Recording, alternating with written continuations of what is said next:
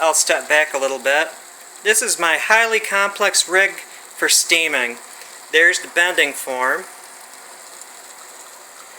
Clamp down to the bow, and this is the second round. I apologize for the shakiness, but when I steam, this is my little plains bow here, doing the setback and the handle.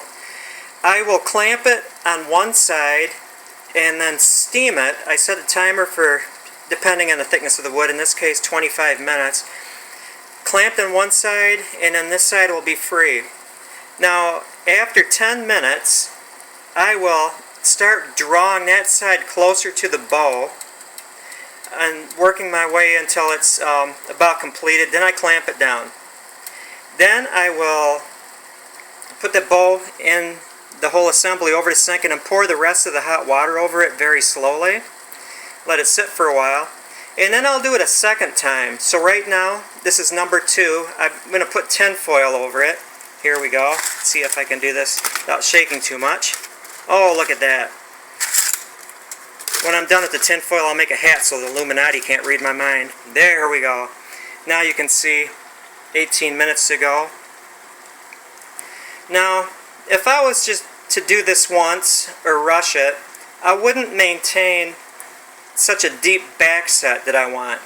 After that's done and I take it off after 24 hours, those straight limbs that are going in the outer space, I will wrap that center section because I don't want the steam to relax it. I'll wrap that with a couple washcloths and then put some kind of waterproof thing over it so the steam won't hit it. Then I'll simply just steam the limbs to bend them over my knee gently just to get some deflex in those. Yeah, deflex. I get reflex and deflex. Yeah, bending them towards me. To finish up the gull wing shape. In that, I'll just, because it's a subtle bend, I don't want to get it down to where it's level, that the tips and the center will touch the wall at the same time, because I want some reflex in this bow. I'll just hold those until they're cool, because it's not such a severe bend as that thicker wood in the handle. Patience really is the key to keeping something that you steam bent. Believe it or not, totally counterintuitive. When you steam wood, you're not adding moisture to it, you're drying it out, and that weakens it.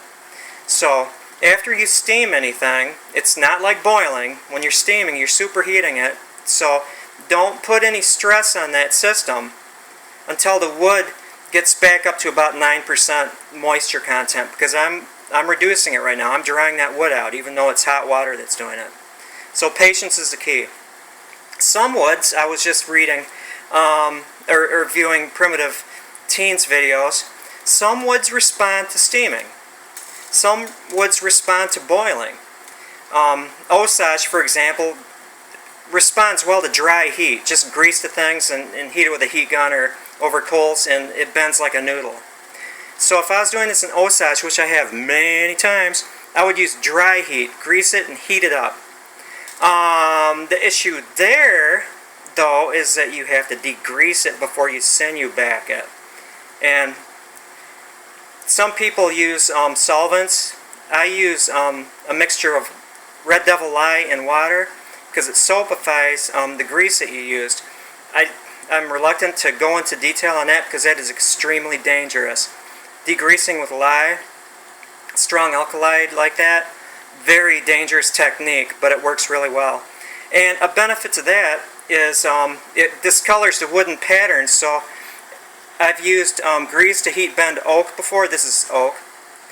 And when I degrease with lye, it makes these beautiful, weird, like tie-dye patterns. Anyway, that's my tip on steaming. And again, thank you.